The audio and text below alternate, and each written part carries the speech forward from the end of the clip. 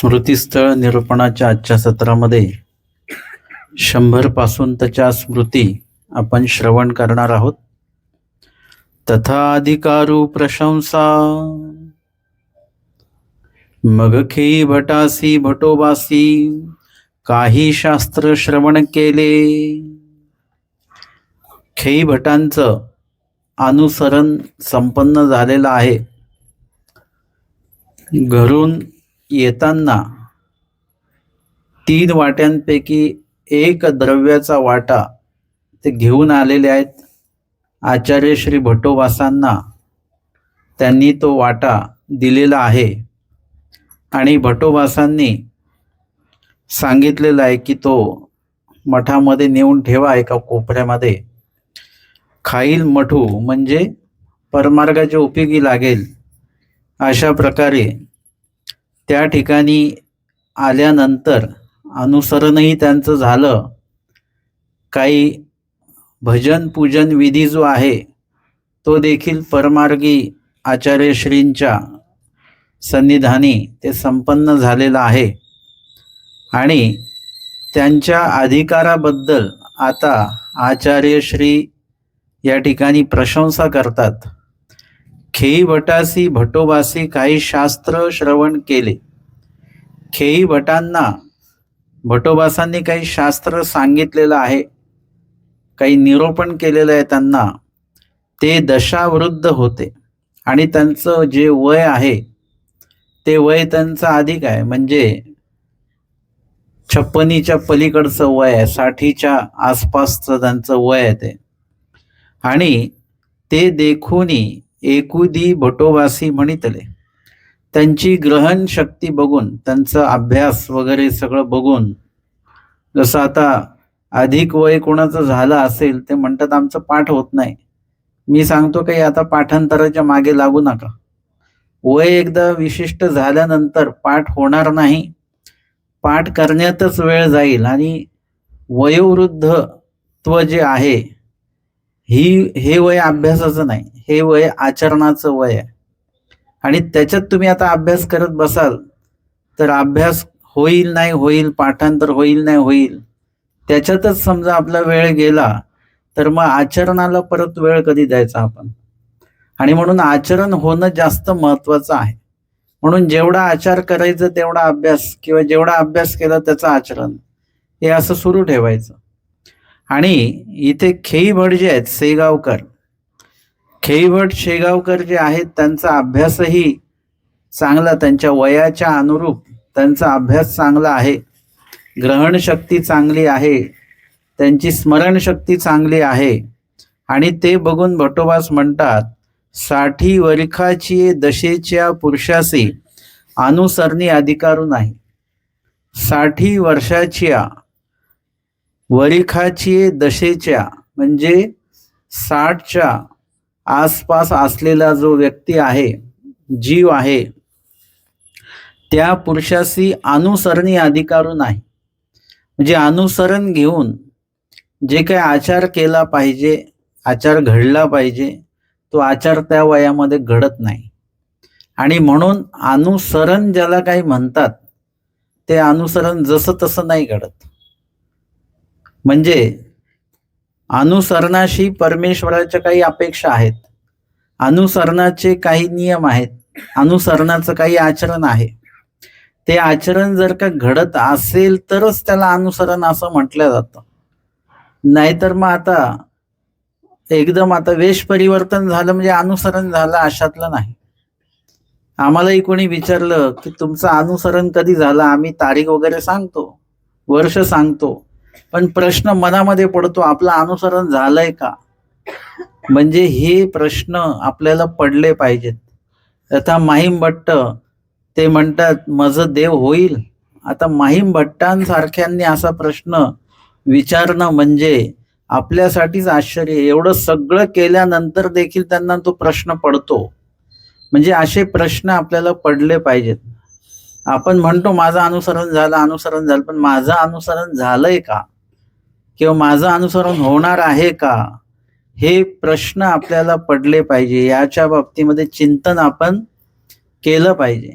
आणि अनुसरण म्हणजे परमेश्वराला काय अपेक्षित आहे हे पण आपल्याला उमटलं पाहिजे थोडंसं. परमेश्वराला अनुसरण म्हणजे काय अपेक्षित आहे आपल्याकडनं किंवा जीवाकडनं, हे जर का आपल्याला कळलं तर मग आपलं अनुसरण आहे की नाही आहे ते आपल्याला स्वतःला त्याच्यातनं शोधता येईल.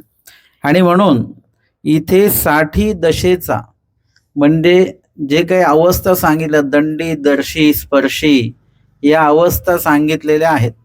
जरी स्वामींनी असं स्पष्ट 56 म्हटलेलं नाहीये, तरी देखील हे लक्षात घ्यायचं की 40 वय एकदा झालं माणसाचं की तो थोडासा परावलंबी व्हायला लागतो बरं का.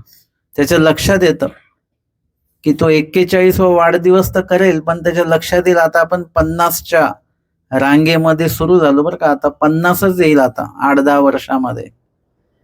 एकदा 50 ओलांडलं की 60चा एक क्रम सुरू होतो आणि 50च्या नंतर तुम्हाला सगळीकडनं बाजूला केल्या जातं, हे लक्षात घ्यायचं. सगळीकडनंच.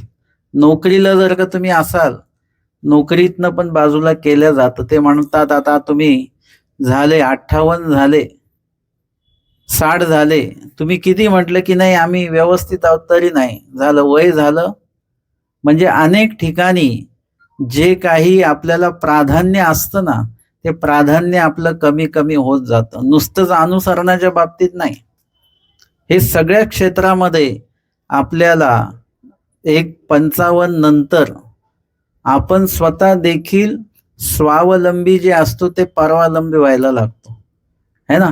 60च्या वयातले लोक मग म्हणायला लागतात आता मी कुठे एकटं जात नाही, कोणतरी सोबत असलं की, किंवा मग त्या आपण जे काही धावपळ करत असतो, हालचाली करत असतो, त्याच्यावर एक नियंत्रण येऊन जातं. तुम्ही म्हणता की आता तो थोडा आधी चष्मा नव्हता, आता चष्मा लागला, आता ऐकायला थोडंसं कमी येतं. म्हणजे काय होतंय, आपल्या देहाची जी सशक्तता आहे ती कमी कमी व्हायला लागलेली आहे. आपले ज्ञान इंद्रिय, आपले कर्म इंद्रिय जे आहेत, ह्या कर्म इंद्रियांमध्ये कमकुवतता यायला सुरुवात होते. आणि म्हणून अशा पद्धतीने आपल्याला हे लक्षात येतं, जसं तुम्हाला कळतं ना की एखादी पालेभाजी आणली, ती ताजी दिसते तुम्हाला, ताजी आहे ती, आणि एका विशिष्ट वेळाने 1 दिवसांनी 2 दिवसांनी, असं उन्हाळा असेल तर एका दिवसानेच ती भाजी कशी दिसते तुम्हाला, सुकलेली दिसते. अजून सुकली ती किंवा तुम्ही म्हणता आता खराब झाली बरं का, हे काही उपयोगाची नाही राहिली. तशा प्रकारे आपलं जे देह आहे आणि त्यासोबत आपली जी काही मानसिकता आहे ही कमकुवत होत जाते. आणि त्याच्यामुळे आपण कशालाच अधिकारी राहत नाही. नुसतंच अनुसरणाची गोष्ट नाही आहे, इतर क्षेत्रामध्ये देखील असंही आहे की त्या क्षेत्रामध्ये देखील आपण त्या ठिकाणी आपल्याला म्हणजे सोयीस्करपणे बाजूला ठेवलं जात असतं. आणि एवढंच काय की जो प्रपंच तुम्ही उभा केलेला आहे, त्या प्रपंचामध्ये देखील काय होतं, ते म्हणतात की तुम्ही थोडं गप्प बसा, आमचं थोडंसं ठरवू द्या आमचं काय ते, तुम्ही मध्ये नका बोलू, है ना, असं बोललं जातं. मुळामध्ये म्हणजे ते जे बोलतात त्यांची चूक नसते, कारण की ते नवीन पद्धतीने सगळे ठरवत असतात आणि मग तुम्ही जुनी पद्धत तिथे टाकली तर तेही बरोबर नसतं. किंवा तुम्ही चुकीचे नसता, तुमच्याकडे अनुभव आहे म्हणून तुम्ही बोलता, तेही बरोबर असतं. म्हणजे या ठिकाणी आपल्याला हे लक्षात येणं खूप गरजेचं आहे की अशा वेळेला आपण स्वतःहून काही गोष्टी सोडायच्या असतात, त्याच्यातनं निवृत्त व्हायचं असतं. आपण त्याच्यामध्येच अडकून राहतो, तसं नाही. आपल्याला निवृत्त होता आलं पाहिजे वेळेवर. प्रत्येक प्रपंचातले जेवढे कोणी लोक आहेत त्यांना विशिष्ट वयामध्ये प्रत्येक वेळा निवृत्त होता आलं पाहिजे. एक बालदशा गेल्यानंतर त्याच्यातनं निवृत्त होता आलं पाहिजे. थोडं एक जबाबदारीची दशा येते, त्याच्यानंतर पुढे अजून वय वाढल्यानंतर मग अजून काही गोष्टी आहेत, त्याच्यातनं हळूहळू निवृत्त होऊन पुढच्या पिढीकडे त्या गोष्टी सोपवून द्यायच्या. म्हणजे तुमचे मार्ग जे असतात ते रिकामे होतात मार्गात जाण्यासाठी, नाहीतर मग आपण अडकून राहतो. आणि म्हणून आपण प्रत्येक वयामध्ये काही काही विशिष्ट गोष्टींना अनधिकारी होत होत होत पुढे जात असतो. आणि मग एका विशिष्ट वयाने आपल्याला असं वाटतं की मी 56 सांगितली आहे, तर 56ला मी अनुसरेन. 56 ही सुरुवात आहे की शेवट आहे? शेवट आहे. आपण शेवटी अनुसरायला जातो. आपण कधी कुठे जातो पंक्तीला, तर आपण म्हणतो आम्ही शेवटच्या पंक्तीला जेवायला जाणार आहे. आपण पहिल्या पंक्तीच्या आधीपासून तिथे उपस्थित असतो.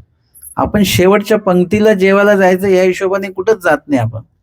आपण खूप आधी जाऊन तिथे उपस्थित असतो, त्या सोहळ्याचा आनंद घेतो वगैरे वगैरे सगळं, आणि मग ज्या पंक्तीला नंबर लागेल त्या पंक्तीला आपण बसतो. पण असं ठरवलेलं नसतं काही. तशा पद्धतीने या ठिकाणी आपण काय ठरवतो?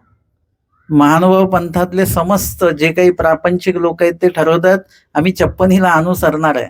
शेवटचं टोक कशाला आपण हे करतोय? आपल्याला अनुसरायचं आहे ते त्याच्या पण आधी अनुसरायचं. हे शेवट म्हणजे तुम्हाला ते सांगितलेलं आहे की शेवटची तारीख आहे बरं का फॉर्म भरायची. आपण म्हणतो का आम्ही शेवटच्या दिवशी जाणार आहे फॉर्म भरायला? आपल्याला पहिल्या दिवसापासून हे करायचं आहे. आणि म्हणून इथे आपलं जे काही म्हणणं आहे, आपली जी काही प्रार्थना आहे, आपलं काही देवाला जे काही प्रार्थना करत असतो ना अनुसरणाच्या बाबतीत, तीच मुळामध्ये आपली चुकून जात असते. आणि म्हणून या ठिकाणी सांगितलेलं आहे की स्वामींनी पण त्याचा उल्लेख दंडी दर्शी स्पर्शी या वचनामध्ये एक प्रकारे ते एक सांगून टाकलेलं आहे, परंतु ते नकळत असं सांगितलेलं आहे. आणि म्हणून तिथे स्वामींनी सांगितलेलाच ते पुरावा त्या ठिकाणी सांगतात की 60 वर्षाची दशेच्या पुरुषासी अनुसरणी अधिकारू नाही. आणि अनुसरणी अधिकार नाही म्हणजे अनुसरण घेऊन अनुसरणाला जो न्याय दिला गेला पाहिजे तो न्याय दिला जात नाही. म्हणजे आता तुम्ही भोजन करायचं असेल तर भोजन करून येता का? कुठे जेवायला जायचं तर तुम्ही जेवण करून जाता? तिथे जेवण करून गेलं तर तिथल्या जेवणाला तुम्ही न्याय नाही देऊ शकत, जेवू नाही शकत. म्हणजे आम्ही एका घरी जेवायला जायचो समजा, तर त्यांच्याकडे जायचं म्हणजे जेवण करूनच जावं लागायचं, कारण की ते जेवण थोडं थोडंच बनवतात आणि ते सांगतात बरं का हे तुमच्या पुरतच बनवलंय आम्ही असं वाटतं खाऊ का नाही खायचं. ते भात आम्ही खात नाही, हे तुमच्यासाठीच एवढाच भात, वाटीभरच भात बनवलेला आहे. म्हणजे आता कसं करायचं, खायचं की नाही खायचं असं होऊन जायचं. खीर छोट्याच वाटीत द्यायची, एकाच घोटाची गुरं आम्ही 3 घोट करून प्यायचो होती, म्हणजे समाधान वाटायचं की 3 घोट खीर पिली बुवा.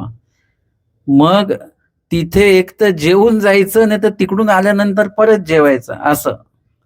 आणि एक घर असं होतं की त्यांच्याकडे जेवायला जायचं म्हणजे 2 दिवसाचा उपवास करून जायचं. त्यांचा हात एवढा मोकळा होता भोजन वाढण्यामध्ये, आणि पदार्थही चविष्ट बनवायचे. त्याच्यामुळे भरपूर असं वाटायचं की इकडे यायचं म्हणजे 2 दिवसाचा उपवास करून मग यावं, म्हणजे भरपूर जेवता येईल. त्यांचं वाढणं एवढं आवडीपूर्वक होतं वगैरे. तर आपल्याला जर का एखाद्या क्रियेला जर का न्याय द्यायचा असेल तर तो न्याय आपल्याला देता आला पाहिजे. पण आपण जर का एकदम शेवटी गेलेलं, जिथे आपले हात पाय चालतच नाहीत, आपलं स्मरण म्हणजे काही लोकांचं गाठी पण हातात घेतली की त्यांचे हात असे लटलट लटलट कापतात, स्मरण होता येत नाही, किंवा स्मरण देखील अंतःकरणाने देखील नामस्मरण होत नाही.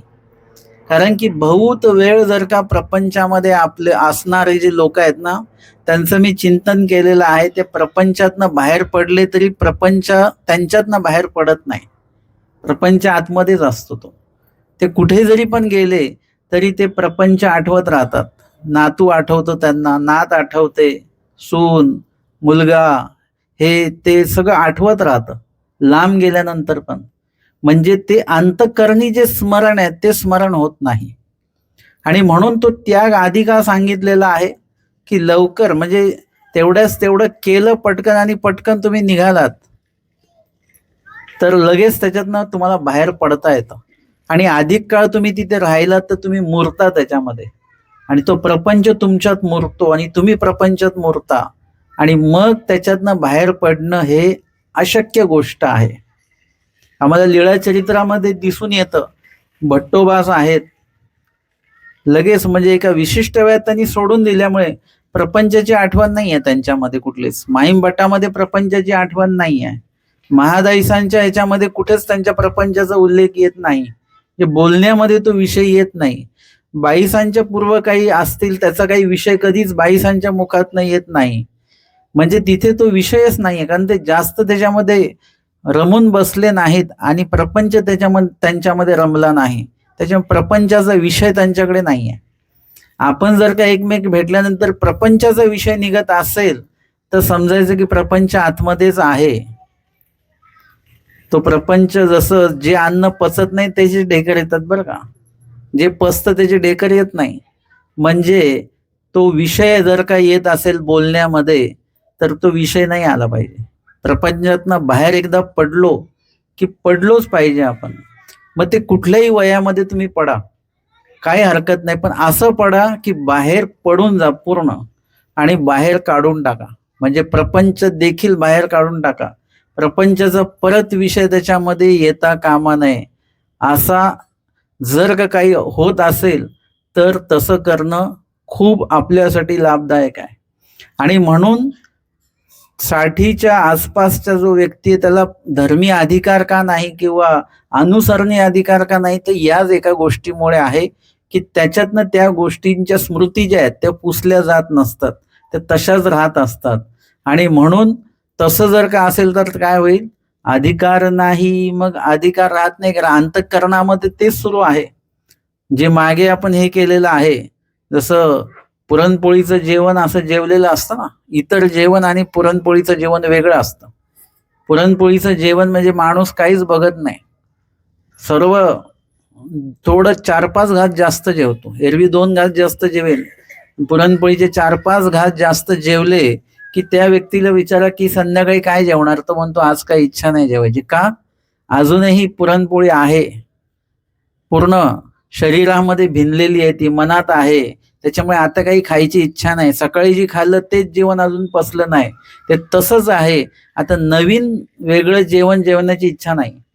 तशा पद्धतीने इथे काय होतं की आपण त्या दशेमध्ये असताना प्रपंच त्या पुरणपोळीसारखा अजूनही असतो की त्यावेळेला अंतःकरणामध्ये, जसं इथे पोटामध्ये दुसरं काही घ्यायची गरज वाटत नाही, तसं तिथे अंतःकरणामध्ये दुसरं काही येण्याची संभावना नसते, कारण आठवणी त्याच त्याच त्याच त्याच चालू राहतात प्रपंचाच्याच.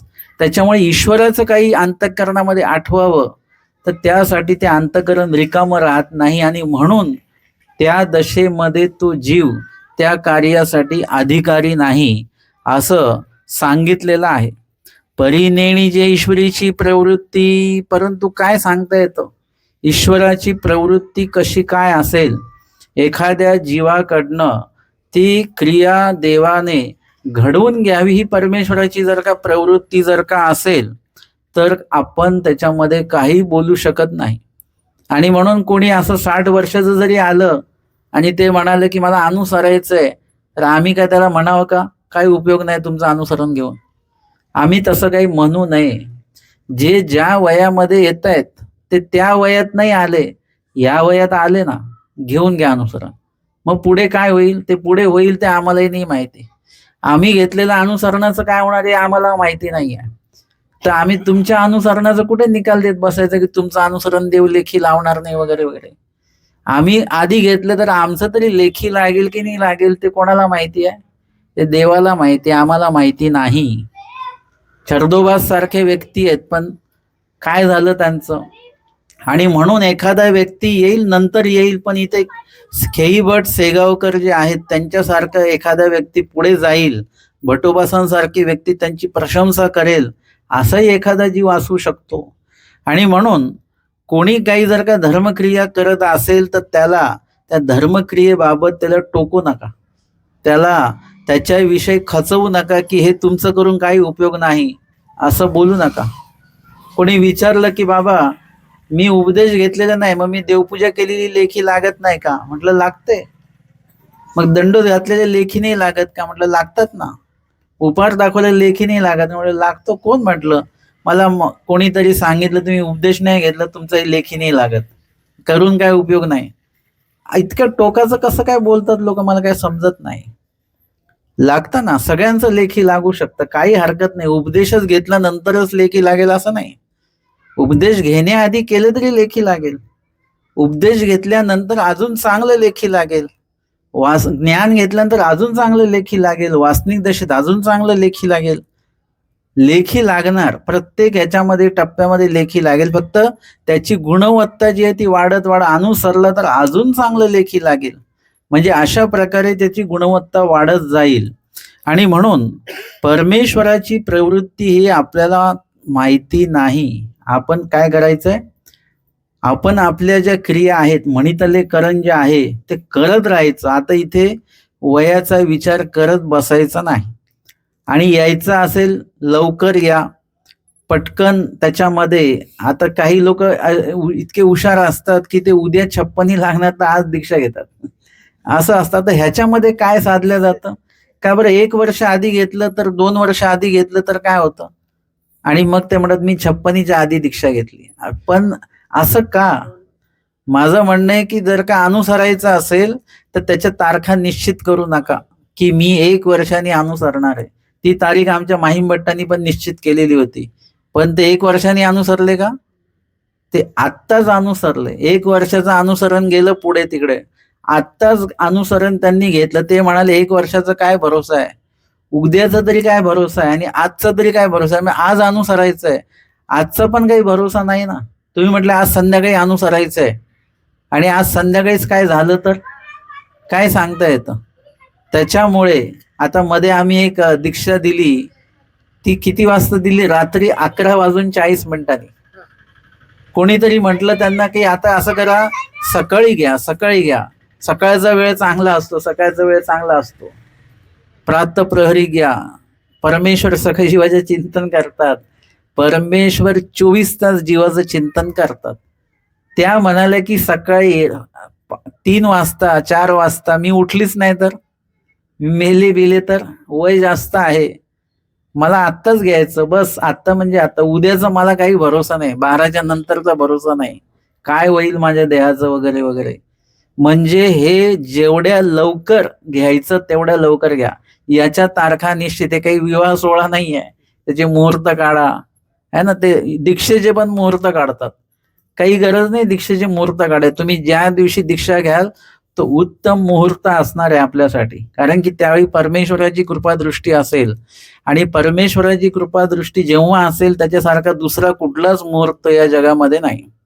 आणि म्हणून त्या ठिकाणी आचार्य श्री भट्टोबासांचं अनुसरण झालं. कुठला मुहूर्त होता, सकाळ होती का संध्याकाळ होती आपल्याला माहिती आहे का, काही दुपार होती, किती वाजले होते काही नाही माहिती आपल्याला. तिथे स्वामी म्हटले आणि त्यांनी लगेच देऊन घेतलं. कुठल्याही प्रकारचा सोहळा नाही आहे, काहीच नाही, विडा अवसर नाही, काही नाही, काही नाही. तिथे सरळ भाकेचे पोफळ आहे, तेही स्वामींनी मागितलं म्हणून, नाही तर तेच अनुसरणच आहे त्यांचं. ते अशा पद्धतीने इथे परमेश्वराच्या प्रवृत्तीला अधिक महत्व द्यायचं, आपल्या नियोजनाला, आपल्या निर्णयाला महत्व नाही. ते इथे परमेश्वराची प्रवृत्ती काय आहे, त्या परमेश्वराच्या प्रवृत्तीला विखो आपल्याला होता आलं पाहिजे, आणि त्याच वेळी होता आलं पाहिजे. तुम्ही नंतर म्हणाल, भट्टोबासांनी जर का म्हटलं असतं की मी नंतर सांगतो थोड्या वेळाने, थोड्या वेळ नाही चालत. तिथेच तीच प्रवृत्ती आहे स्वामींची, ती प्रवृत्ती साधता आली पाहिजे. आणि म्हणून इथे जैसे किटकीये कोरिता काष्टी ओम पडे तरी पडे, इथे न्याय त्यांनी दिला भट्टोबासांनी, की एखादी कीटक असतं, ते किडा असतो भुंगा सारखा वगैरे, तो काय करतो, लाकूड कोरतो, आणि लाकूड कोरता कोरता काय होतं, ओम हा शब्द तयार होतो. आता त्यांनी तो तयार केलेला नाही, तो भुंगा वगैरे किंवा तो कीटक आहे, तो काही शिकलेला नाहीये, काही नाही, आणि त्याचं कुठलंच नियोजन नाहीये की बाबा मला हा अक्षर काढायचं की ते अक्षर काढायचंय. त्याचं फक्त तो कोरण्याचं काम आहे, आणि अचानक तो ओम तयार झाला. तशा पद्धतीने तुम्ही काही का म्हणा, ईश्वर कार्य जर का तुम्ही अनुसरणाचं अनुलक्ष करून एखादं कार्य करत असाल तर सहजपणे तुमचं अनुसरण घडू शकतं. एक परिवार मी असा बघितला की त्यांचे जावई उपदेशी आहेत, आणि त्यांची मुलगी मग जसं लग्न झालं ती उपदेशी घरात गेली आणि आता मुलीकडचे सगळे अन्य आहेत. पण या जावयामुळे मुलीने उपदेश घेतला, मुलीमुळे मुलीच्या आईवडिलांनी उपदेश घेतला आणि त्यांची दीक्षा पण झाली. सासू सासऱ्यांची, जावयाच्या सासू सासऱ्यांची दीक्षा झाली. नंतर काल पंथात आले आणि उपदेश झाला, अभ्यास झाला, दीक्षाही झाली आणि नंतर मार्गात राहिले. वांबोरीला पूर्ण शेवटच्या घडीपर्यंत मार्गात होते. पूर्ण सेवा केली, भरपूर सेवा केली. अंगामध्ये कुठल्याही प्रकारची ताकद नाही, शरीर तसं नाही, परंतु सेवा मात्र इतकी सगळ्यांपेक्षा उत्तम सेवा केली आणि सरले ते. त्यांचा जावई म्हणाला की आमच्याकडनं ह्यांच्याकडे धर्म गेला, परंतु हे मात्र आमच्याही पुढे निघून गेले. म्हणजे ह्यांचं अनुसरणही झालं आणि मार्गामध्येच अभ्यास करता सेवा करता ते सरले देखील आमच्याही पुढे ते निघून गेले. नेणीजे ईश्वरीची प्रवृत्ती कैसी.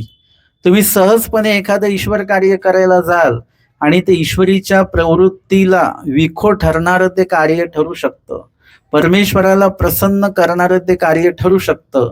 आणि म्हणून तुम्ही ज्या दशेमध्ये आहात, ज्या वयामध्ये आहात, जे तुम्ही निवडलेलं आहे त्यामध्ये उत्तम कार्य करण्याचा प्रयत्न, उत्तम विधी करण्याचा प्रयत्न, परमेश्वराच्या प्रवृत्तीला अनुरूप क्रिया करण्याचं जे काही कार्य आहे ते आपण करत राहायचं. आणि कदाचित सहजपणे एखादा तो कीटक काहीतरी ते कोरत असताना ओम तयार होतो, तशा प्रकारे इथे यांचं झालेले आहे सेगावकर खेई भटांचं, की नंतर आलेले आहेत. 60 वर्षाचं ते त्यांचं वय आहे, पण त्या वयात देखील त्यांना काय झालेलं आहे की अध्ययनही त्यांचं सुरू आहे आणि पुढे आचरण देखील सुरू आहे. पुढची स्मृती 101 क्रमांकाची आपण घेऊया. तथा कुहिरी साधन निर्भशनपूर्वक पुरुषाचारू निरूपणे. तथा कुहिरी म्हणजे एक शेंग भाजी आहे, ती साधन त्यांच्यासाठी आहे, खेई भटांसाठी. आणि निर्भशनपूर्वक पुरुषाचारू निरूपणे म्हणजे त्या ठिकाणी त्यांनी तुच्छतापूर्वक त्या साधनाकडे पाहिलेलं आहे. आणि त्यावर आचार्य श्री भट्टोबासांनी त्यांच्या आचाराबद्दल किंवा जो काही अधिकारी, ज्या अधिकाराचा पुरुष आहे, उत्तम अधिकाराचा, हीन अधिकाराचा वगैरे, त्या अनुसार त्या पुरुषाचा आचार भट्टोबासांनी निरूपण केलेला आहे.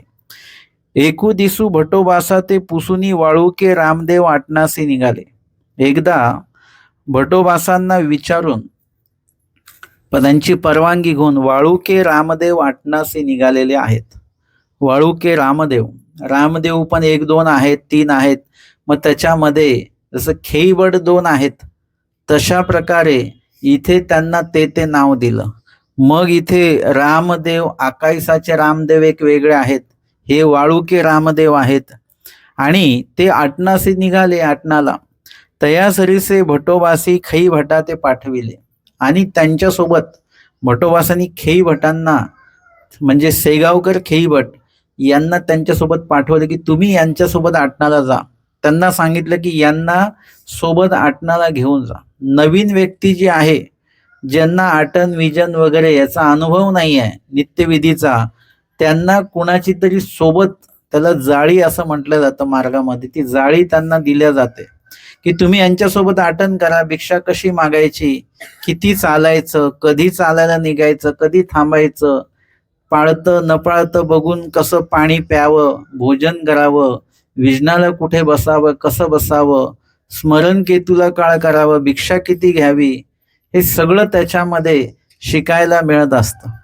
आणि म्हणून आपण एखाद्याची संगत करून, आपल्यापेक्षा जो आचरणवंत एखादा पुरुष असेल, साधक असेल, त्या साधकाच्या संगतीला राहून आपण काय केलं पाहिजे, अटन केलं पाहिजे. आणि त्या ठिकाणी जे विजन असेल, स्मरण असेल, दीक्षाविधी असेल, या सगळ्या साधनांना एखाद्या ज्ञात विरक्ताच्या संपर्कात राहून, त्यांच्या सन्निधानी राहून ते आपण अवगत केलं पाहिजे. किंवा आपण प्रापंचिक आहोत आणि प्रापंचिक असताना जेव्हा मार्गात जातो तेव्हा काय करायचं आहे, तिथे मार्गात जाऊन देखील तिथे कशा प्रकारे आचरण, उठणं बसणं वगैरे कसं असतं ते सगळं त्या ठिकाणी आपल्याला बघायचं, अवलोकन करायचं आणि ते आपल्या आचरणामध्ये आणायचं. मार्गात कधी जात असाल तुम्ही तर तुमचं भोजन पात्र तुम्ही तुमचं सोबत घेऊन जायचं, झाकण असलेला डबा घेऊन जायचं सोबत. आपण काय करतो, तिथलीच पत्रावळी घेतो, त्याचा खर्च मार्गाला पडतो. आपण आपलं पात्र सोबत घेऊन जायचं, त्या पात्रामध्येच सगळं काही घ्यायचं, वेगळं काही नको. आणि एक दिवस मार्गातले जे काही साधक आहेत ते कशा प्रकारे भोजन करतात है ना, सगळ्यांकडे पात्र असतं, एकत्र सगळं कालवतात आणि ग्रहण करतात. तुम्ही देखील तशा प्रकारे ते करा. झाकणाचा डबा का म्हटलो, कारण की जेव्हा आपल्याला काला करून खायची सवय नसते तर त्याच्यामध्ये काला करण्यासाठी भाजी आधी घ्यावी लागते. आपल्याला तो अंदाज येत नाही काल्याचा, आणि कदाचित ते अन्न काय होतं, आपल्या प्रमाणापेक्षा जास्त होतं. तुम्ही एरवी सुकी भाजी चपाती 2 खाऊन जाल, परंतु जर का काला केलं तर कदाचित 2 चपात्या जास्त होऊन जातील. त्याच्यात भाजी भात वगैरे सगळं एकत्र झालेलं आहे, घेताना अंदाज येत नाही, खाताना लक्षात येतं की जास्त झालं. हे तुम्हाला जेव्हा सरावाचं होईल तेव्हा तुमच्या लक्षात येईल की किती घ्यायचं आहे. आणि मग ते नाही संपलं तर काय करायचं, जरा झाकण लावून ते घरी घेऊन या. कारण मार्गाचं भिक्षान्न आहे किंवा घरचं जरी असेल तरी ते अन्न आहे, ते आपल्याला फेकायचं नाही, ते उपयोगी संध्याकाळी म्हणा किंवा नंतर ते उपयोगी लावायचं आहे. आणि म्हणून जिथे मार्गात गेलात, कुठे पदयात्रेला गेलात, कुठे काही तीर्थयात्रेला गेलात तरी आपलं भोजन पात्र आपल्या सोबत हे असलं पाहिजे. आणि म्हणून इथे तशा पद्धतीने आपल्याला आचार करता आला पाहिजे. आचरणवंत व्यक्तीचा संपर्क त्याच्यासाठी असावा लागेल. ज्ञान काढायचं तर ज्ञान ज्यांच्याकडे आहे, ज्ञात जो व्यक्ती आहे त्यांच्या संपर्कात राहावं लागेल, विरक्त जो व्यक्ती आहे त्यांच्या संपर्कात राहावं लागेल, आणि मग आपल्याला ते आचरण जे आहे ते शिकावं लागेल. आणि म्हणून इथे वाळुके रामदेव जे आहेत त्यांच्या सोबत इथे खेईभट सेगावकर आहेत, त्यांना पाठवलं गेलेलं आहे. गेले एकू दिसू तया भिक्षा अवसरी कुहिरी भिक्षे आली. एकदा काय झालेलं आहे की भिक्षा मागत असताना तिथे कुहिरी म्हणजे एक शेंग भाजी आहे जी तोंडी लावतात वगैरे. तोंडी लावायचे पदार्थ पण कसे असतात, थोडे इंद्रियार्थ असतात. इंद्रियार्थ म्हणजे इंद्रियांना आवडणारे असे. जसं की जरी किती उत्तम भोजन वगैरे असेल तरी त्याच्या एका कोपऱ्यामध्ये लोणचं वाढलेलं असतं है ना. आपलं बोट लोणच्याकडे जातं की नाही, लक्ष लोणच्याकडे जात असतं, आणि त्याची एक चव आपण घेत असतो. भाजी मोठ्या प्रमाणात खातो आपण चपाती सोबत, पण लोणच्याचं एकच बोट असं जिभेला लावतो, त्याची देखील चव घेतो. म्हणजे लोणचं हे काय आहे, पोट भरण्याचं साधन नाही, इंद्रियांचं हे साधन आहे लोणचं. चटणी झालं, पापड झाले, हे जे काही तोंडी लावायचे जेवढे पदार्थ आहेत ना, हे सगळे इंद्रियार्थांना उपयुक्त असणारे आहेत. काही त्याच्यातले औषधी आहेत, तो भाग वेगळा, मुळा वगैरे असं काही गोष्टी औषधी आहेत म्हणा, परंतु काही गोष्टी फक्त इंद्रियांना आवडतात म्हणून आपण ते ताटामध्ये वाढलेले असतात. ते ताटात वाढले काय किंवा नाही वाढले काय त्याच्याने काही जेवण होईल किंवा थांबेल अशातला काही प्रकार नाही. तशा प्रकारे ही शेंग भाजी आहे की ती जर का तोंडी लावायला असेल तर एक जेवणाची चव वाढेल म्हणा, किंवा आपल्याला जिभेचं जे जिव्हा इंद्रिय जे आहे ते जिव्हा इंद्रिय त्या सुखामध्ये रमतं. हे तोंडी लावायचे पदार्थ जेव्हा आपण जिभेला लावतो ना त्यावेळेला जीभ सुखावत असते, बरं वाटत असतं, छान वाटत असतं ते. आणि त्याच्यामुळे त्या ठिकाणी त्याच्यामध्ये आपण रममान होतो त्या प्रक्रियेमध्ये, ते खाण्यामध्ये. जसं पापड आहे, पापड जर का असा एकदम भिजलेला पापड भाजलेला आहे पण तो नरम पडला, खायला आनंद वाटेल का?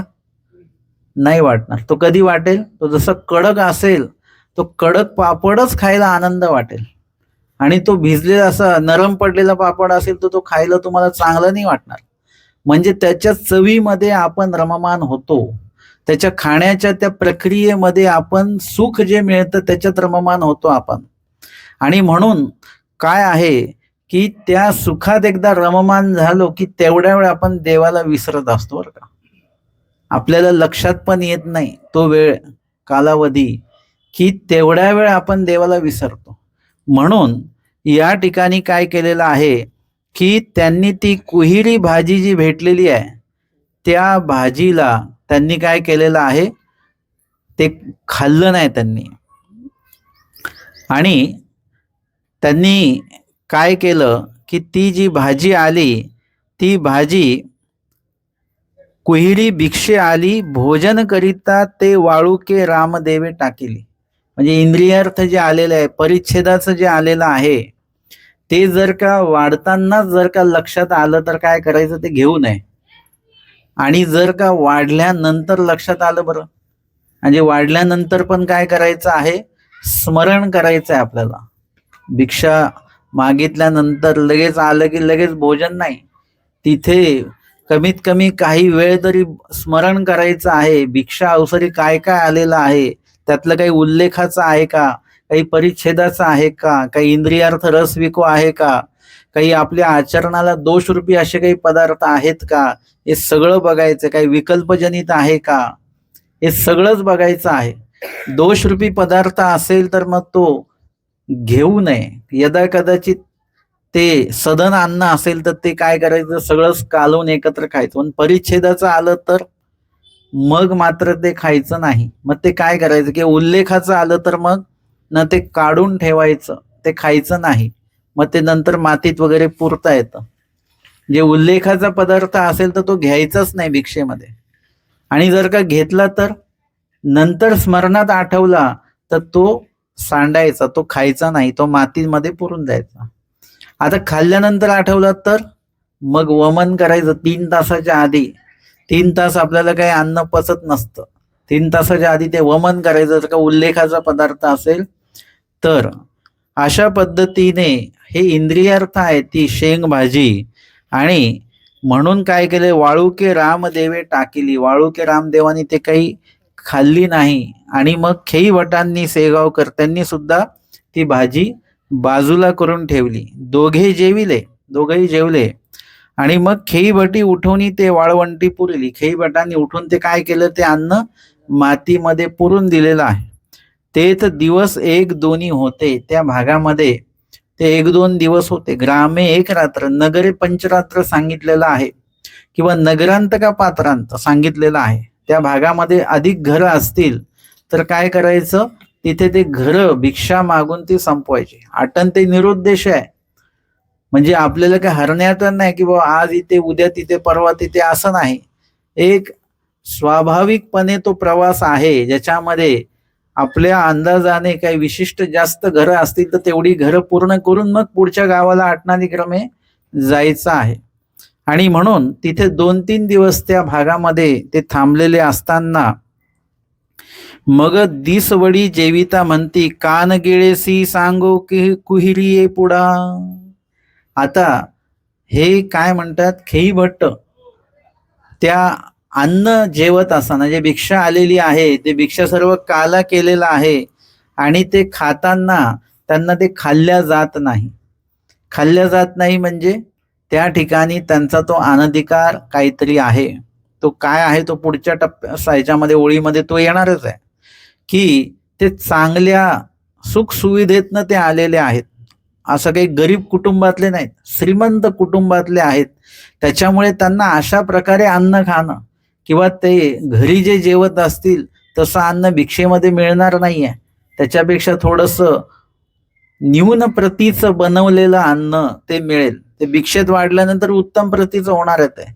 परंतु चवीच्या दृष्टीने मात्र जर का बघितलं गेलं की एखाद्याला ते खायची सवय असेल त्याच्यासाठी ते चांगलं आहे, पण एखाद्यासाठी ते खायची सवय नसेल तर मात्र त्याला मग ते खाणं त्याचा तो अनधिकार होऊन जाईल.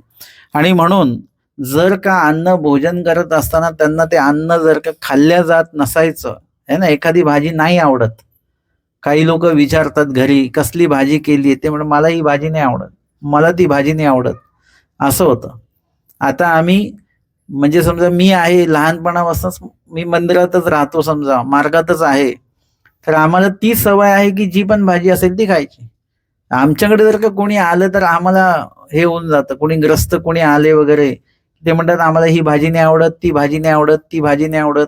आमच्याकडे असं की जी भाजी बनली ती खाऊन मोकळं व्हायचं, हे आवडत नाही ते आवडत नाही असा विषयच नाही काही.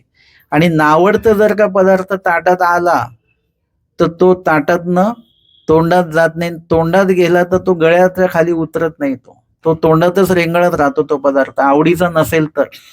मुळात काय आहे की जर का आवडीचा पदार्थ खाल्ला गेला तर तो तोंडात कशाला रेंगाळत ठेवायचा, तो लगेच गिळून टाकायचा. चावलं इकडे तिकडे की गिळून टाकायचं. स्वामी सांगतात अंत पोकळ असे खाली ओटळ असे जाईल परते.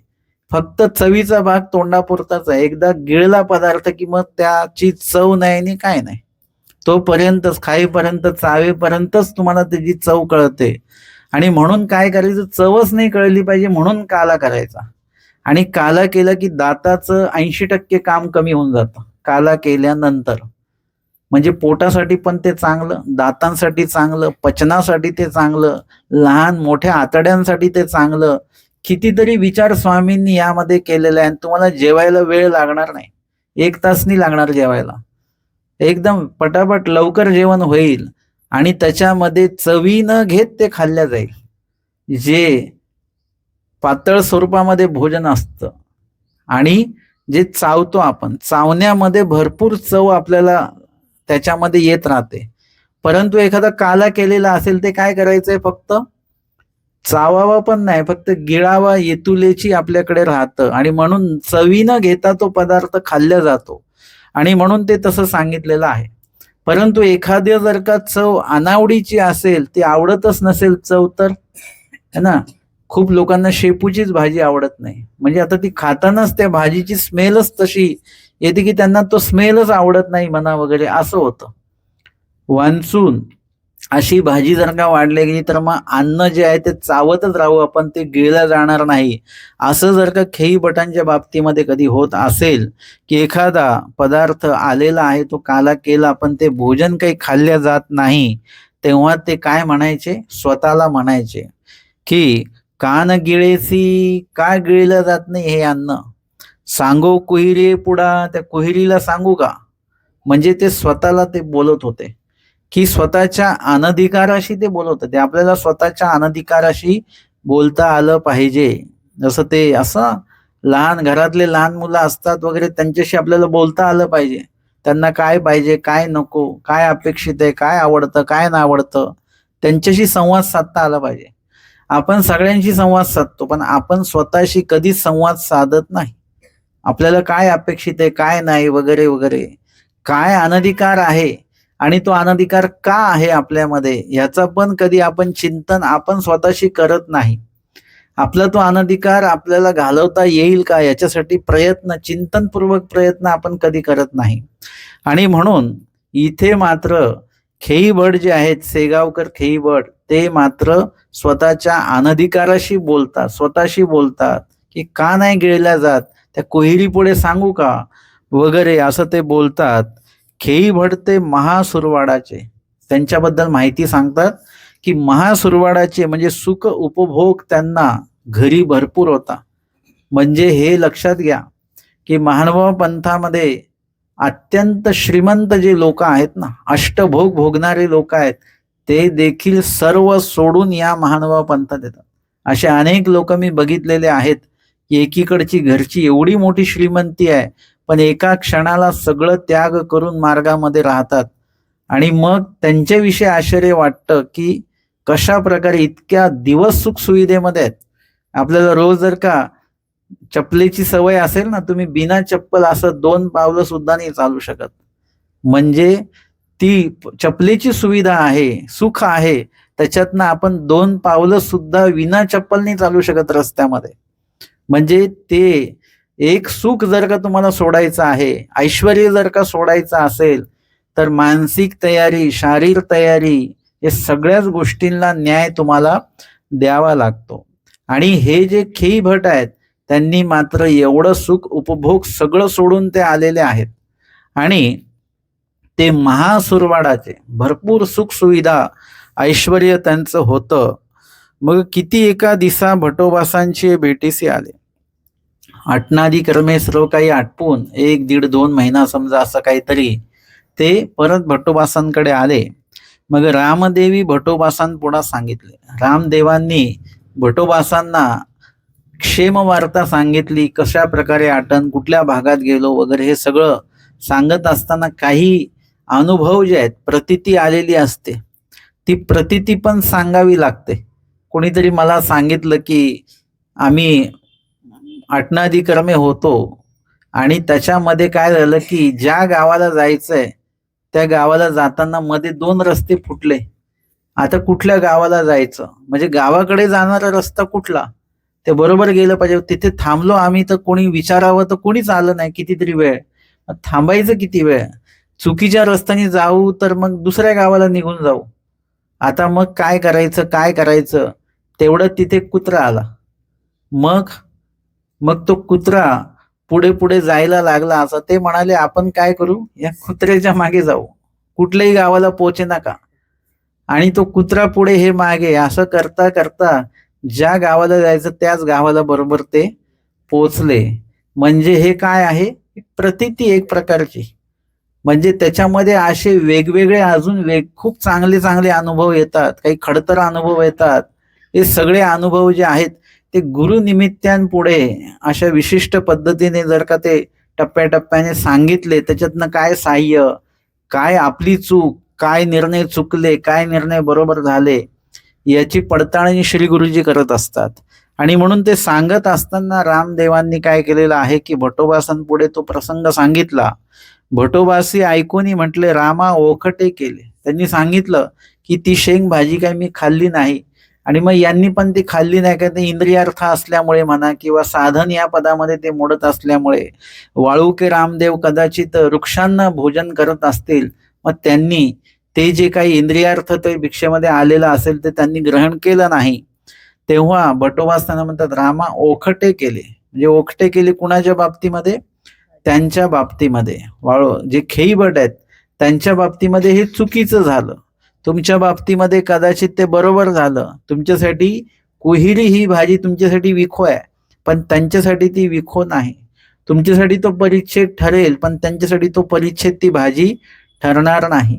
तुम्ही ती भाजी नाही खाल्ली चालेल, परंतु त्यांनाही ती भाजी तुम्ही खाऊ नाही दिली, हे मात्र थोडंसं चुकीचं झालं. का बरं? हांगा अष्टदश पक्वांनी जो जेवी, तो जरी एके साधने सिद्धी ने तरी तोची भला किंगा. ज्यांच्या ताटामध्ये अष्टदश पक्वान्न जे आहेत ते रोजच्या ताटामध्ये त्यांच्या वाढल्या जातात. कोणाच्या? खेई भटांच्या. त्यांच्या ताटामध्ये रोजचे पंचपक्वान्न आहेत, अष्टपक्वान्न आहेत. म्हणजे त्यांचं ताट कसं रिकामं नाही. एखाद्याच्या ताटामध्ये काय असेल, भाकरी आणि भाजी बस, बाकी काहीच नाही. आणि एखाद्याचं ताट कसं असेल, ते पदार्थ ठेवायला जागा नाही. अजून बाकीचे त्या दुसऱ्या पाठामध्ये आलं 32 वाटिया, असं ते संबंध हे त्याच्यामध्ये ते आलेलं आहे.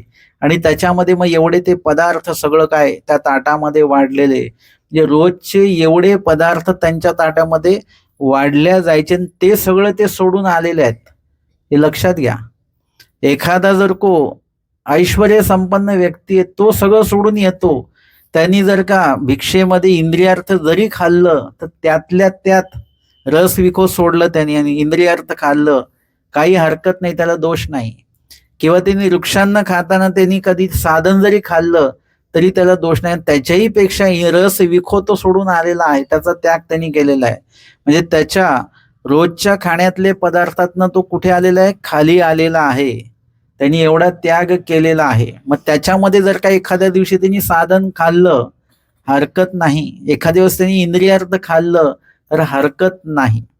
आणि म्हणून सांगतात की ते अष्टदश पक्वांनी जो जेवी, तो जरी एकी साधने सिद्धीने. अष्टदश पक्वान्न रोजचं ते खात आहेत आणि एखाद्या दिवशी एखादा साधन जर का, साधन म्हणजे वृक्षांना जे खाल्लं जातं, त्या वृक्षांना सोबत पाखा मासा कधीतरी एखादं साधन पदार्थ, म्हणजे सी बी चूळ चिमोटी, म्हणजे नुसतंच वृक्षांना खाल्लं जातं. आणि कधीतरी त्रस उत्पन्न झाला म्हणून काय केलं, त्या वृक्षांना सोबत सी म्हणजे काय घेतलं? भाजी. बी म्हणजे काय? डाळ. साधी डाळ बनवतात ना या भागामध्ये, एकदम विना फोडणी, तशी डाळ. म्हणजे त्याच्यामध्ये मीठ पण आहे नाही असं, इतकं साधं. सी बी चूळ म्हणजे ताक आणि चिमूट म्हणजे मीठ, म्हणजे ताटाला मीठ देखील घ्यायचं नाही. पाखा मासा जर का कधी वाटलं तर थोडंसं मीठ त्याच्यावर घ्या, म्हणजे थोडं चव येईल त्याच्यामध्ये. किंवा मग ताक घ्या. एक तर चारही साधनं एकत्र घ्या किंवा एकच साधन घ्या. एकाच वेळेला चारही साधनं नको. तुम्हाला वाटलंच की आता वृक्षांना थोडं खाऊन आता थोडंसं त्रस्त सारखं होत आहे, तर एक दिवशी नुसतंच काय घ्या, भाजी घ्या. ती पण साधी भाजी, एकदम काही फोडणी तोडणीची अशी नाही, एकदम साधी भाजी बनवतात तशी. किंवा मग कधी वाटलं तर ताक घ्या त्याच्यामध्ये, कधी वाटलं तर डाळ घ्या, साधं वरण किंवा मीठ घ्या त्याच्यामध्ये आणि मग ते खा. हे पाखा मासा घ्यायचा आहे. मग एखाद्या व्यक्तीसाठी ते साधन अनधिकार ठरेल, परंतु खेई भटांसारखे जे लोक आहेत त्यांच्यासाठी तो अनधिकार नाही. त्यांनी जरी की कधीतरी ते साधन घेतलं जरी तरी त्यांना त्याचा दोष नाही. आणि म्हणून एखादा व्यक्ती जो सर्व भोजन करणारा व्यक्ती आहे, तो जर का एका साधनाने सी चिमुटापैकी एखादं साधन घेऊन तो आपला धर्म जर का सिद्धीला नेत असेल, तर तोची भला किंगा, म्हणजे त्याचं काय हरकत नाही. एखादं साधन त्यांनी घेतलं तरी हरकत नाही. एकी वासना एका मताने सांगतात, तयासी कुहिरी कैसी विखो, म्हणजे त्यांच्यासाठी पाहून, त्यांच्याकडे बघून कुहिरी विखो नाही. त्यांच्यासाठी काय आहे, कुहिरी सुद्धा त्यांच्या परिच्छेदामध्ये चालेल. विखो तो कोणा, विखो कोणासाठी बरं, ती कुहिरी म्हणा किंवा काही असे पदार्थ विखो कोणासाठी, जयासी घाट्यावरी मीठ नाही तयासी चिकी, ज्याच्यासाठी घाटा जो बनवला जातो ना, ज्वारी किंवा गव्हाचं पीठ वगैरे ते पाण्यामध्ये टाकून ते उकळलं जाणं, त्याचा घाटा बनवला जातो, त्या घाट्यावर घ्यायला ज्याच्याकडे मीठ नाही आहे, अशी ज्यांची परिस्थिती आहे त्यांच्यासाठी ते विखो आहे. ज्यांना मिष्टान्न पदार्थ मिळत नाहीत आणि त्यांच्यासाठी जर का बासुंदी समोर आली तर तो माणूस तर बोलून जाईल ना, एकदम ते खाण्यामध्ये विसरून जाईल की म्हणजे आपला परिच्छेद आहे किंवा आपण ईश्वर आठवत भोजन केलं पाहिजे, तो विसरून जाऊ शकतो. म्हणजे ज्यांना पदार्थ नाही मिळत त्यांना एकदम जर का पदार्थ मिळाले तर ते पदार्थी लिंपायमान होऊन जातील आणि म्हणून त्यांच्यासाठी ते विखो आहे. पण जो व्यक्ती हे नेहमी खातो त्याच्यासाठी ह्या पदार्थांचं काही नवल नसतं. उलट तो एक त्यांचा तो अधिकार सोडून, म्हणजे ते एक चांगला टप्पा त्यांनी गाठलेला आहे. हे पदार्थ त्यांचा त्यांनी त्या त्याग केलेला आहे. त्यांनी कधी काळी जर काही खाल्लं जरी तरी त्यांना त्याचा काही दोष नाही. परंतु इतरांसाठी मात्र ते परिच्छेदाचे पदार्थ आहेत.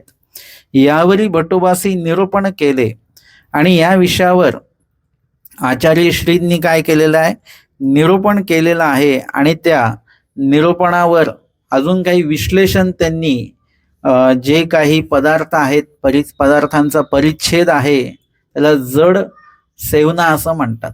जड सेवना म्हणजे पदार्थ भोजन जे आहेत त्याच्यामध्ये वृक्षांना आहे, साधन आहे, इंद्रियार्थ आहे, रस आहेत, विखो आहेत, हे सगळे पदार्थांचं एक बरोबर ते क्रम आहे. कोणी काय खावं, कोणी काय खाऊ नये, त्याच्यामध्ये आहार शोधनी आहे, असं बरंच काही निरूपण आचार्यश्रींनी केलेलं असणार आहे त्यावेळेला. आणि यावरी भटोबासी निरूपण केले. भटोबास म्हणतात, अधिकारा अनधिकारा पुरुष अनुरूप पुरुषे देह दमन, अधिकारा अनधिकारा अनुरूप पुरुषाने काय केलं पाहिजे, देह दमन, इंद्रिय दमन आणि मनोदमन करावं. देह दमन, इंद्रिय दमन आणि मनोदमन करावं. पण कसं करावं, सगळ्यांसाठी सारखाच आहे का? सगळ्यांसाठी आहार हा सारखा नाही. आहाराचा जो आचार आहे तो सगळ्यांसाठी सरसकट सारखा नाही. प्रत्येकाच्या अधिकाराच्या अनुरूप. भटोबास काय म्हणतात, अधिकारा अनधिकारा अनुरूप. त्यांचा अधिकार कसा आहे हे कोणाला कळेल, त्यांचे जे श्री गुरुजी असतील, ज्यांच्या सन्निधानी ते आहार शोधणी करत आहेत, त्यांच्या मार्गदर्शनाने आपल्याला ते कळतं की आपला अधिकार काय आहे, आपला अनधिकार काय आहे. आपल्याला अजूनही आपला आहार स्वतःला माहिती नाही आहे. तुम्हाला माहिती तुमचा आहार किती आहे, किती चपाती आहार आहे तुमचा. ते म्हटले मी रोज 3 चपाती खातो. 3 चपाती तुमचा आहार आहे की त्याच्यापेक्षा कमी आहे? आपल्या डोक्यामध्ये बसले की नाही 3 चपाती माझा आहार आहे. नाही, तुम्ही एक दिवशी एक चतकोर कमी करून बघा, काही वाटणार नाही तुम्हाला. भूक लागणार आहे का लवकर त्याच्या आधी? नाही, बरोबर आहे. एक चतकोर कमी खाल्ले तरी भूक नाही लागली. मग अजून एक चतकोर कमी करा, म्हणजे किती झाले आता? 2.5 चपाती झाली. 2.5 चपाती खाल्ली तरी पण भूक लागली नाही, म्हणजे आपण अर्धी चपाती जास्त खाऊन राहिलो. आपल्या आहारापेक्षा अधिक ती चपाती आहे. मग त्याच्यामध्ये परत अधिक चतकोर चपाती करून कमी करून बघा, म्हणजे किती होईल ती? 2.5 2.25 चपाती होईल ती. म्हणजे पाऊण चपाती आपण कमी केली. आता मात्र भूक लागलीच. थोडस भुकेचा त्रास झाला, समजायचा की हा आपला आहार किती आहे? 2.5 चपाती आपला आहार, म्हणजे अर्धी चपाती आपण जास्तच खाऊन राहिलेलो आहे. हे मी तुम्हाला ढोबळ अर्थाने सांगितलं बरं का. एक घरी हा प्रयोग नका करू तुम्ही. हे ज्ञात विरक्ताच्या सोबत राहूनच, म्हणजे याच्यामध्ये नुसतं भुकेशी संबंध नाही आहे, ह्याचा स्मरणाशी पण संबंध आहे, की तुमचं स्मरण देखील साधलं गेलं पाहिजे. नुसतं भूक लागते नाही लागते नाही, तुमचं स्मरण जर का नसेल साधल्या जात तर मग तिथे परत आहार कमी अधिक तुम्हाला थोडासा करावा लागणार आहे. आणि अजूनही स्मरणामध्ये आळस येतोय तर मग अजून आहार कमी करावा लागणार आहे. त्याच्यामध्ये आटन पण आलं, चालणं पण आलं, स्मरण आलं, सगळ्याच गोष्टी त्याच्यामध्ये येतात. हे सगळं मिळून ती आहार शोधणी आहे. आपण काय करतो, घरच्या घरीच पदार्थ सोडून टाकतो. ते म्हणतात मी गोड बंद करून टाकलंय. कोणी सांगितलं बंद करायला? कसं बंद केलं? काय बंद केलं? नाही, मी माझं माझं बंद केलं, भातच बंद केला, हेच बंद केलं. म्हणजे आपण आपल्या मनाने पदार्थ एकदम बंद करतो. ते खरंच आपल्या शरीराला लागतात का नाही लागतात आपल्याला माहिती असलं पाहिजे. आणि म्हणून या प्रकृतीच्या अनुरूप देखील अधिकारही श्री गुरुजी बघतील आणि प्रकृती पण बघतील, की तुमची प्रकृती कशी आहे, काय आहे, तुमचा अधिकार काय आहे, अनधिकार काय आहे. त्यासाठी त्यांच्या सन्निधानी आपल्याला राहावं लागेल. आणि मग अनधिकारा अनुरूप पुरुषाने, त्या साधकाने काय करावं? देह दमन, इंद्रिय दमन आणि मनोदमन, ह्या 3 गोष्टी आहेत. देह दमन म्हणजे देह कृश करणे. इंद्रिय दमन म्हणजे काय आहे? जे इंद्रियांना आवडतं ते आपण देत राहतो ना. अलीकडच्या मुलांना कसं असतं, जे त्यांनी मागितलं की लगेच आई वडील लगेच ते मागायच्या आधीच हजर असतं. ते सगळं काय हे असं असतं. परंतु आधीच्या मुलांना कसं होतं? आधीचं तसं नाही. मागितल्यानंतर तर पहिले मार मिळायचा. त्याच्यानंतर मग जेव्हा त्यांना वाटलं आई वडिलांना, तेव्हा ती वस्तू आणून देतील किंवा नाही देतील. म्हणजे इंद्रिय दमन, आपल्याला इंद्रियांना जे आवडलं लगेच आपण ते जातो आणि खाऊन येतो, मागवतो, है ना. किंवा आता तर घरीच येतं सगळं काय. इंद्रिय दमनच नाही आहे. इंद्रियांना जे आवडतं लगेच ते आपण पदार्थ तयार करून खातो. आणि आत्ताचा काळ असा आहे की सर्व काळात सर्व उपलब्ध असतं, म्हणजे इंद्रियांचं दमन घडणंच शक्य नाही आहे. आधीच्या काळात तरी आता हा पदार्थ खायचा आहे, पण ह्या ऋतूमध्ये तो पदार्थ नसतो, ते फळ नसतं, नाही खायला मिळणार. आता तसं नाही आहे. सगळ्या ऋतूत सगळी फळं असतात. त्याच्यामुळे इंद्रिय दमन होणं अवघड आहे. तर साधकाने काय करावं? इतरांसारखं करू नये. इंद्रियांचे लाड करायचे नाहीत. आपलं जे आजार सुरू असतील ना आपल्याला काही, ते आजाराचं कारण इंद्रिय दमन नाही, ते आजाराचं कारण आहे. जे इंद्रियांना आवडतं ते आपण खात राहतो. याच्यामुळे प्रकृती आपली बिघडते. आणि आचरण, तब्येत बिघडली की आचरण बिघडलं आपलं. आणि म्हणून इंद्रियांचं देखील दमन आपल्याकडनं झालं पाहिजे. इंद्रियांना जे आवडेल ते द्यायचं नाही. आमचे स्वामी सांगतात की प्राणासी आहार द्यावा, इंद्रियासी नेदावा.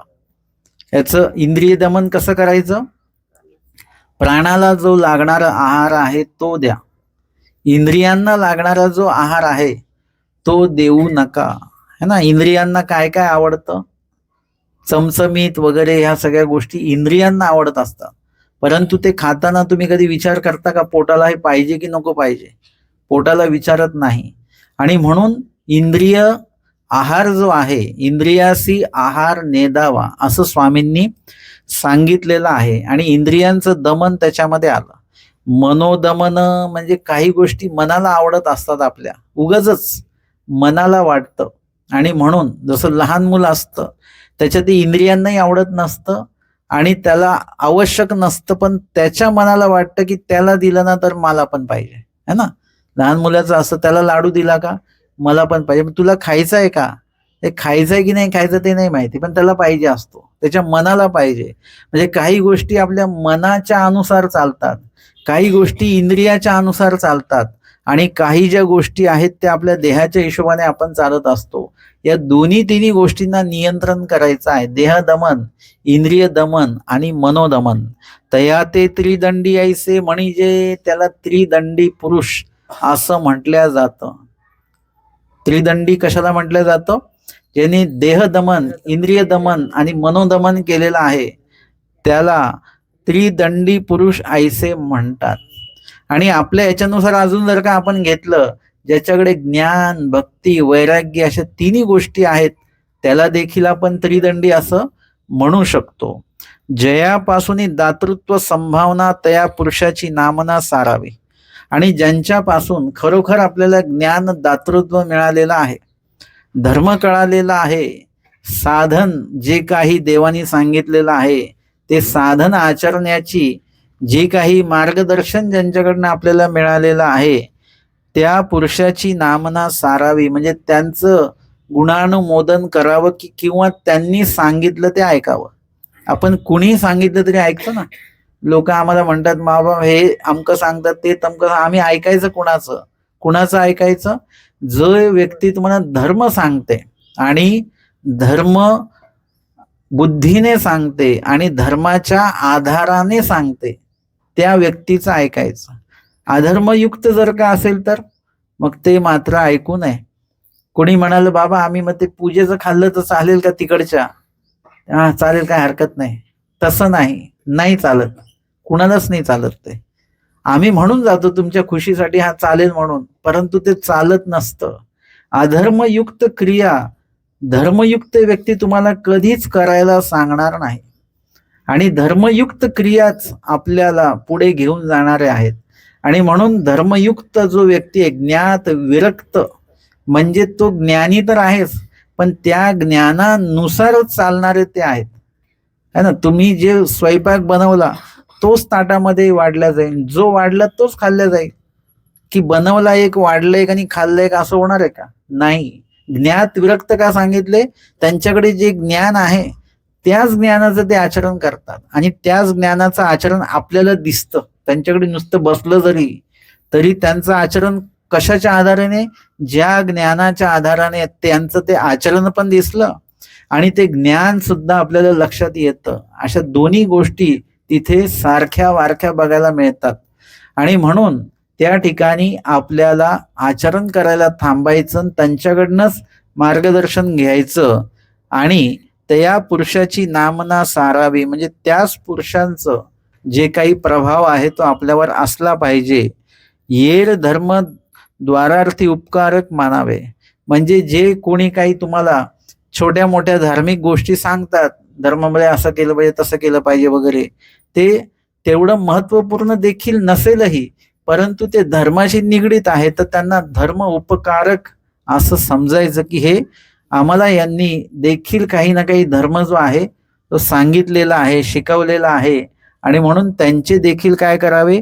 उपकार, त्यांचे जे धर्म उपकार जे आहेत ते आपल्याला मानायचे आहेत.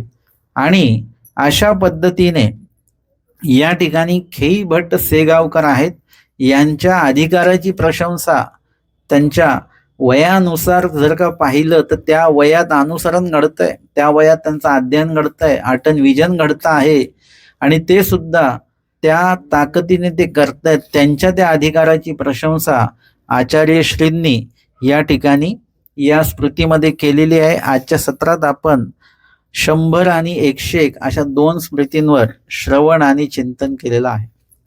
दंडवत हो.